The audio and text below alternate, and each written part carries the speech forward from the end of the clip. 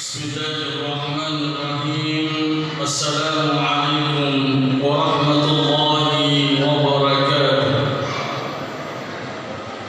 Alhamdulillahi rabbil alamin. Allahumma salli ala sayyidina Muhammadin tibbil qulubi wa dawaiha wa afiyatil abdani wa shifaiha wa nuril absari wa dhiyaiha wa ala alihi wa sahbihi wa sallim.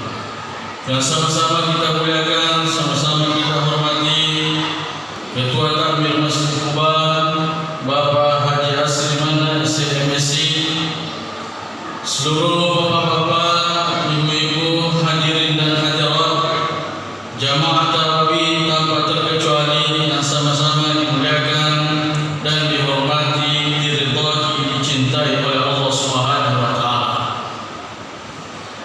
Dalam kesempatan ini saya akan mengangkat sebuah judul, yaitu The Power of Salawat, atau kekuatan, keajaiban, keistimewaan bersalawat kepada baginda Rasulullah Muhammad sallallahu alaihi wasallam. Di dalam Al-Quran, Allah Subhanahu wa taala berfirman, Inna Allaha wa malaikatahu yusalluna 'alan nabi ya ayyuhalladzina amanu sallu 'alaihi wa sallimu taslima. Di dalam Al-Quran, ketika Allah Subhanahu wa taala berbicara tentang orang-orang yang beriman, maka semua ayat yang dimulai dengan ya ayyuhalladzina amanu selamanya itu berada di permulaan ayat. Akan tetapi uniknya ayat ini, ketika perintah kepada orang beriman untuk bersalawat kepada Nabi, maka ayat ini lapas atau kata ya ayyuhalladzina amanu ditaruh di tengah kalimat, sehingga Allah mengatakan innallaha wa malaikatahu yusalluna 'alan nabi. Barulah kemudian ya ayyuhalladzina amanu sallu 'alaihi wa sallimu taslima. Apa pesan yang dikandung dalam ayat ini? Ayat ini memberikan pemahaman kepada kita bahwa sesungguhnya begitu pentingnya, begitu mulianya bersalawat kepada Nabi, maka Allah sendiri mencontohkan, lalu kemudian para malaikat-malaikat yang suci mencontohkan bersalawat kepada Nabi, lalu kemudian barulah memerintahkan kepada orang-orang beriman untuk bersalawat. Di dalam ayat ini saya ingin menggarisbawahi kata-kata yusalluna. Yusalluna dalam bahasa Arab itu ketika menggunakan fi'lul mudhari, maka itu artinya yufidu tajaddud wal istimrar, menghendaki pembaharuan dan terus menerus. Oleh karenanya, ketika ayat ini menggunakan fi'lul mudhari, maka ketika diterjemahkan maksudnya sesungguhnya Allah dan para malaikatnya sekarang akan datang terus menerus bersalawat kepada Nabi sallallahu alaihi wasallam. Maka hai orang-orang beriman, apakah kamu tega tidak bersalawat? Allah dan para malaikat saja bersalawat.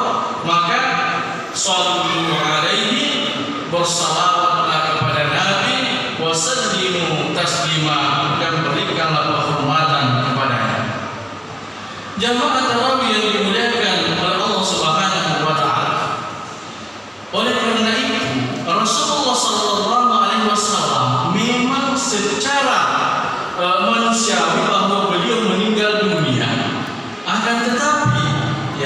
Rasulullah SAW seakan-akan masih hidup di antara kita, di tengah-tengah kita.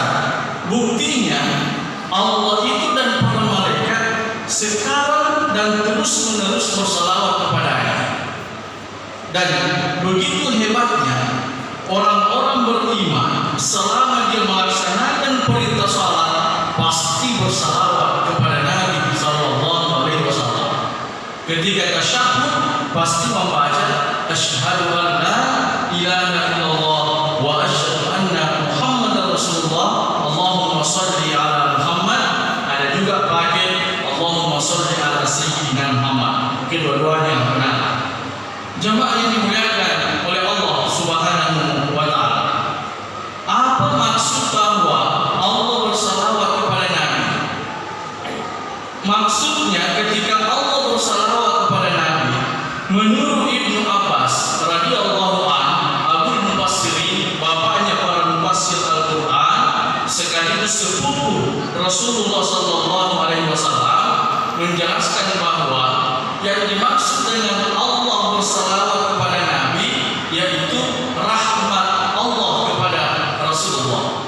Allah memberikan rahmat, kasih sayang, cinta kepada Rasulullah sallallahu alaihi wasallam. Kemudian malaikat bersalawat kepada Nabi itu maknanya ampunan atau yad'ulahu, mendoakan Nabi untuk meminta pengampunan. Sementara orang-orang beriman bersalawat kepada Nabi sallallahu alaihi wasallam merupakan bentuk kecintaan kita kepada baginda Rasulullah Muhammad sallallahu alaihi wasallam. Itulah sebabnya Nabi sallallahu alaihi wasallam bersabda, "Man shalla alayya marratan wahidah sallallahu alaihi asyran." Siapa yang bersalawat kepada aku satu kali, maka Allah Subhanahu wa taala bersalawat kepadanya 10 kali. Begitu mulianya yang namanya dengan salawat, langsung dibayar tentang oleh Allah, dan Allah sendiri yang pertama mencontohkan. Lalu kemudian apa yang dimaksud dengan Allah bersalawat kepada kita? Allah membalas 10 salawat kepada kita. Ada 3 maknanya ketika Allah memberikan salawat kepada kita. Antara lain adalah Allah memberikan pengampunan dosa kepada kita, atau Allah mengabulkan doa kita, dan Allah memberikan rahmat dan kasih sayang kepada kita bagi orang-orang yang senantiasa melantunkan salawat kepada Rasulullah. Kemudian di hadis lain dikatakan bahwa al-baqilu man zukirtu indahu falam yusalli alayya. Sebaliknya, orang-orang yang mendengarkan namanya Rasulullah sallallahu alaihi wasallam disebut lalu tidak bersalawat kepadanya, maka Nabi mengatakan itulah orang yang paling pelit, orang yang paling kikir ketika mendengarkan nama disebut lalu tidak bersalawat kepada Allahumma shalli ala sayyidina Muhammad. Jamaah tarawih yang dimuliakan oleh Allah Subhanahu wa taala. Di hari kemudian puasa datang menghadap kepada Allah. Ya Allah, pada hari ini berikan kesempatan kepada aku untuk memberikan pertolongan kepada orang-orang yang senantiasa berpuasa pada bulan Ramadan. Maka puasa mencari semua orang-orang yang berpuasa lalu mengatakan, masuklah ke dalam surga melalui pintu Ar-Rayyan. Kemudian Al-Quran hari kemudian datang mengadu kepada Allah. Ya Allah, aku ini adalah firman-Mu, maka pada hari ini, hari kiamat, izinkan kepada aku untuk mencari orang-orang yang senantiasa membaca aku pada masa hidupnya. Saya ingin memberikan pertolongan kepada mereka. Ya, datanglah Al-Quran, ya, mencari remaja-remaja Masjid Quba setiap habis tarawih, tadarrusan, ya. Lalu kemudian dikatakan, ayo ikut kepada aku masuk ke dalam surga, dan baca setiap bacaan itu akan menaikkan derajatnya di surga. Kemudian yang bisa memberikan pertolongan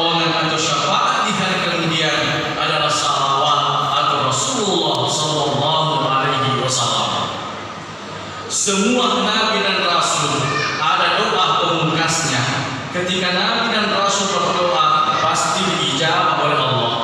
Tapi Nabi SAW sengaja tidak pakai doa pemungkasnya di bumi atau di dunia, karena Nabi menyimpang atau mempersembahkan doanya di akhirat kelak untuk umatnya. Padahal kalau Nabi mau pakai, Nabi waktu dilempar batu di kota Taif berdarah-darah, gunung menawarkan diri, "Kamu Muhammad, kalau kau mengizinkan akan kuhimpit semua orang-orang kafir Quraisy." Tapi Nabi mengatakan tidak.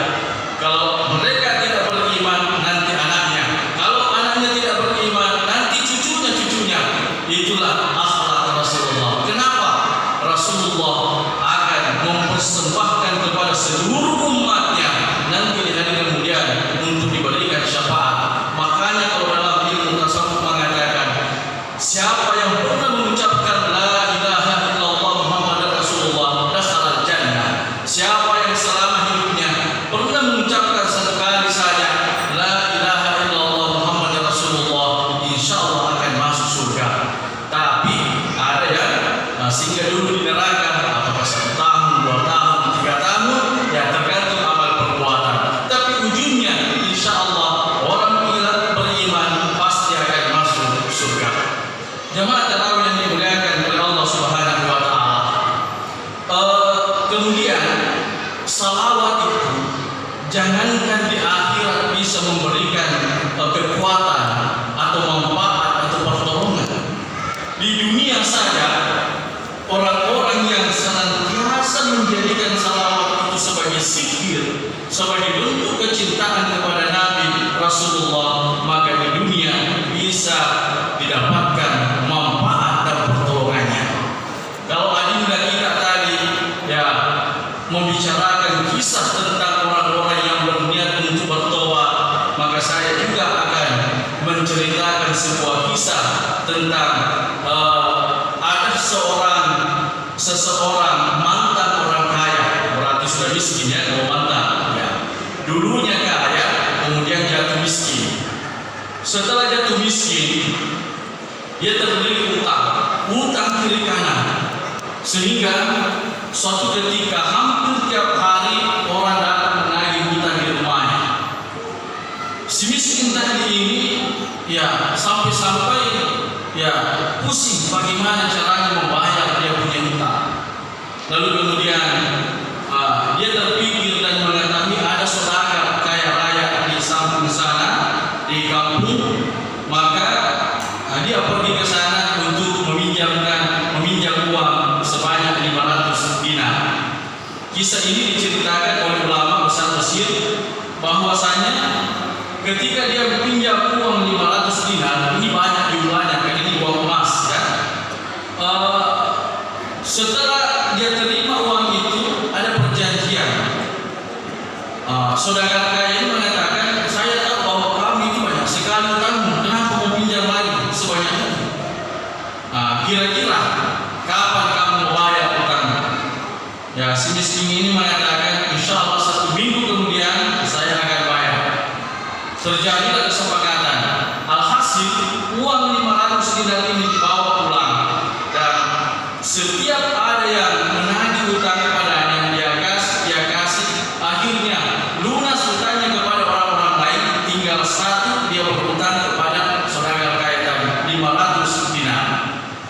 Lalu kemudian jatuh tempo, saya singkat, jatuh tempo harus bayar utang.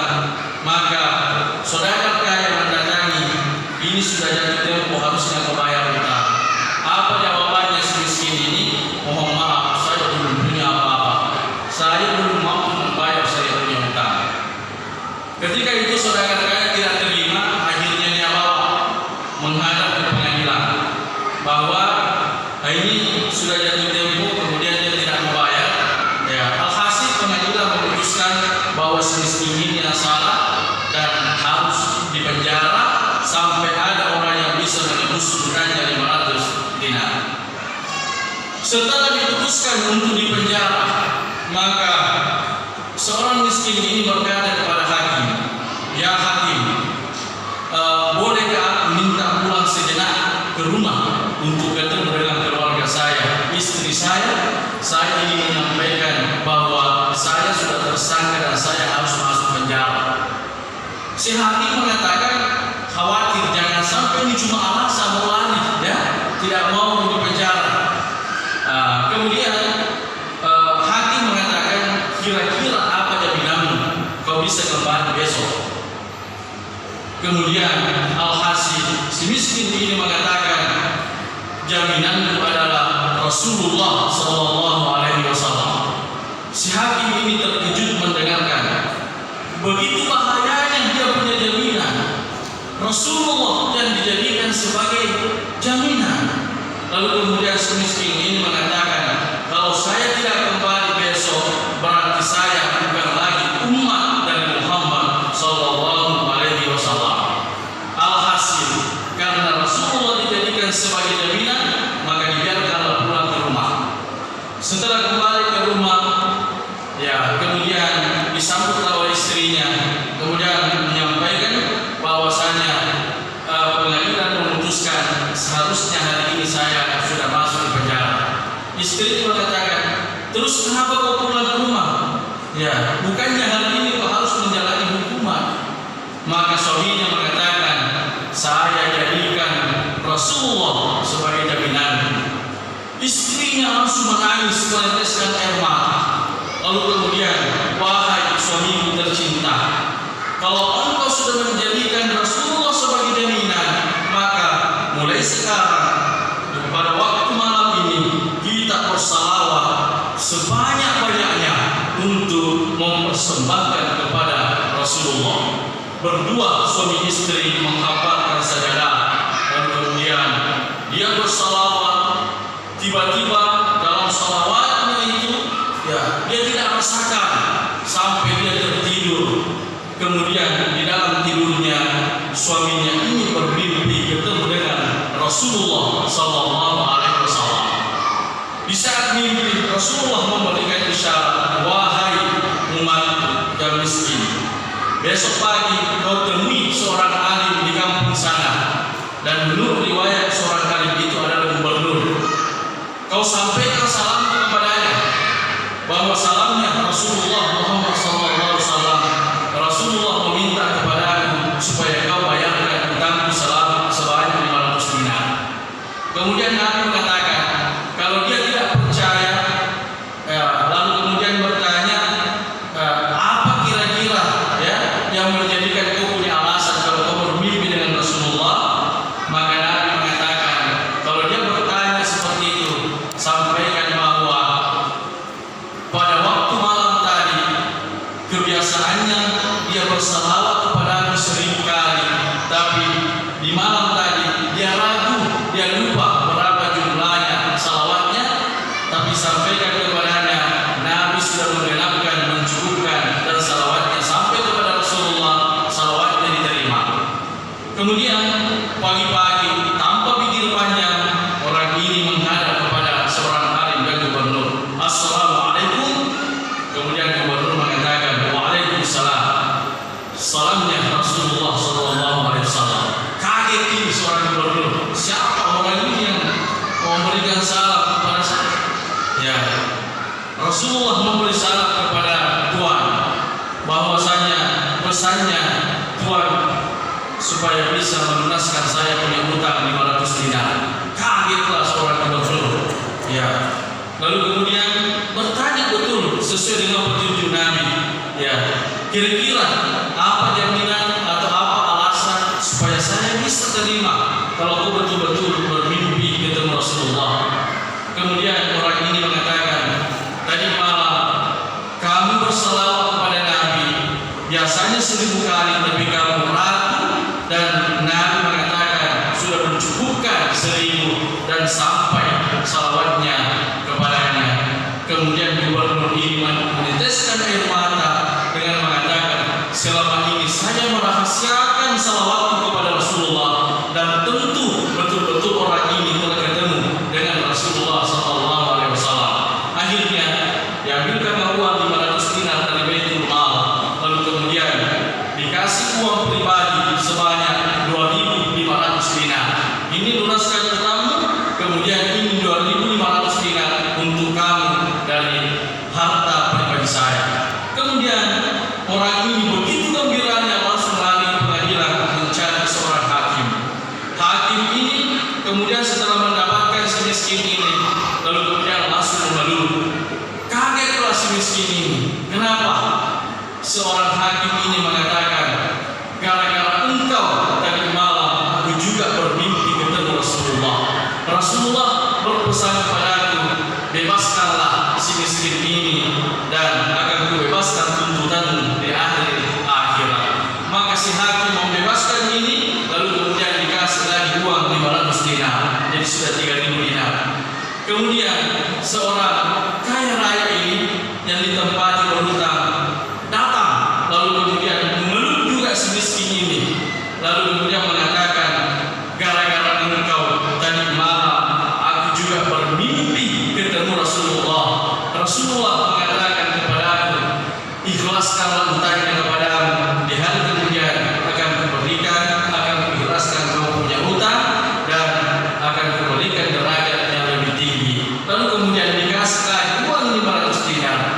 Inilah yang saya maksud bahwasanya the power of salawat, keajaiban salawat Nabi di dunia sudah bisa dibuktikan. Orang yang punya hutang sebanyak itu, lalu kemudian bermimpi ketemu Rasulullah, lalu kemudian dibayarkan lunas hutangnya, kemudian kembali menjadi kaya raya karena diberikan uang oleh si hakim, si gubernur, dan si orang kaya ini. Bapak-bapak jamaah tarawih yang dimuliakan oleh Allah Subhanahu wa taala. Oleh karena itu, begitu pentingnya yang namanya salawat kepada Rasulullah. Ya, oleh karena itu jangan sampai kita lalai, jangan sampai kita lupa untuk tidak bersalawat kepada baginda Rasulullah. Alangkah tenangnya kita punya perasaan kalau kita mengaku sebagai umat Rasulullah dan Rasulullah mengakui kita selaku umatnya. Dan alangkah celakanya, jangan sampai hanya kita mengaku umat dan Rasulullah tidak mengakui kita selaku umatnya. Mudah-mudahan kita semua ini termasuk umat Nabi Muhammad SAW yang berhak mendapatkan syafaat baik di dunia maupun di akhirat kelak, insyaallah.